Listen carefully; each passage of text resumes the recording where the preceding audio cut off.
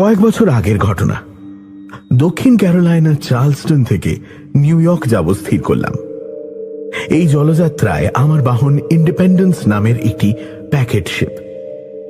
Packet sheep অর্থাৎ যে জাহাজ চিঠিপত্রের প্যাকেট এক প্রান্ত থেকে আরেক প্রান্তে পৌঁছে দেয়।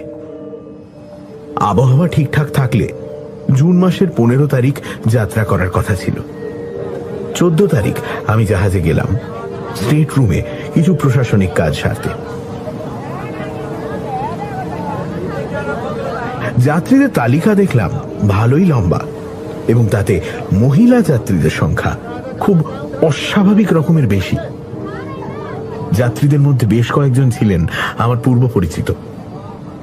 তাদের মধ্যে কর্নেলিয়াস ওয়ায়াট এর নাম দেখে আমার মনটা নেচে উঠল। কর্নেলিয়াস আমার ঘনিষ্ঠ বন্ধুদের মধ্যে অন্যতম। অল্প বয়সী এই আর্টিস্টের সাথে আমি বিশ্ববিদ্যালয়ে পড়াশোনা করেছি।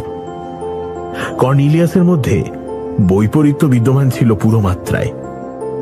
জিনিয়াস পর্যায়ের বুদ্ধির সাথে অতি সাধারণ মানের নিরুত্তাপ মেজাজ, আবার বিচক্ষণতা, আগ্রহের সঙ্গে সঙ্গে আশপাশের প্রতি একটা নাকশিট কোনো সহজাত ঘৃণার ভাব, আর তার সঙ্গে খাঁটি সোনার মতো মন।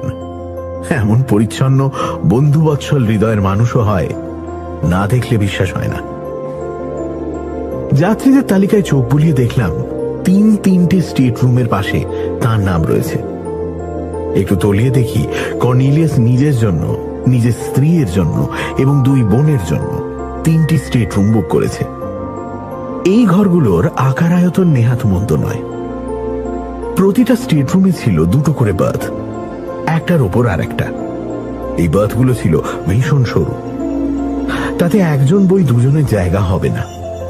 তা সত্ত্বেও 4 জন মানুষের জন্য 3টে স্টেট রুমের কি প্রয়োজন তা আমার মাথায় ঢুকল না। কেন জানি না, মাঝে মাঝে আমি হঠাৎ অন্যের বিষয়ে বিশদে জানতে খুবই উৎসুক হয়ে পড়ি।